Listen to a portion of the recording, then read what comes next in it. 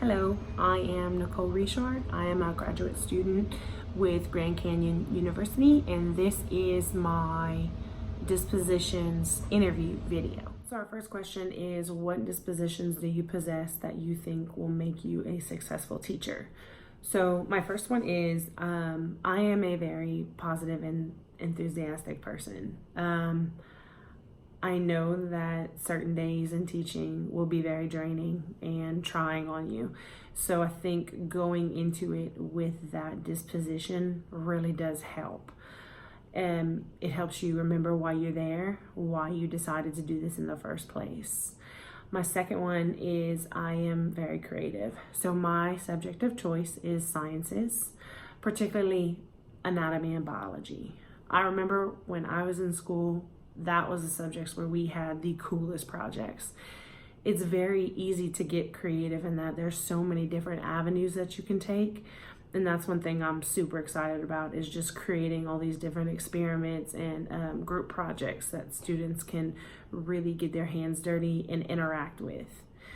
My last one is I am a very respectful person. I grew up in South Louisiana, and it was kind of implemented in our culture. But I don't care if you're 5 years old or 80 years old. I'm very respectful of everyone. I find a lot of times that, especially 13 to 17-year-old students, their teachers do still tend to treat them like kids, like little kids.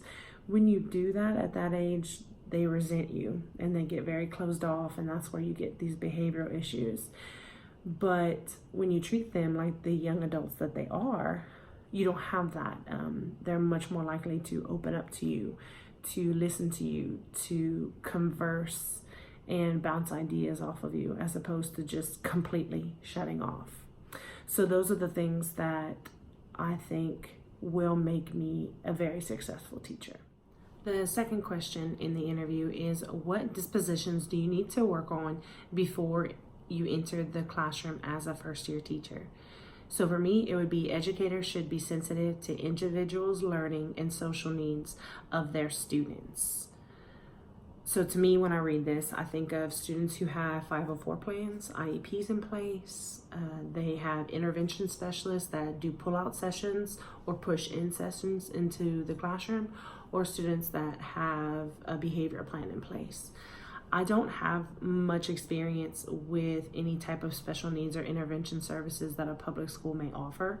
So I will need to get educated in those processes about what these students need, about what their standards are, and about what goals they need to meet that might be separate from the rest of the children in class. Our last question is, what does a professional educator look like and how do they behave?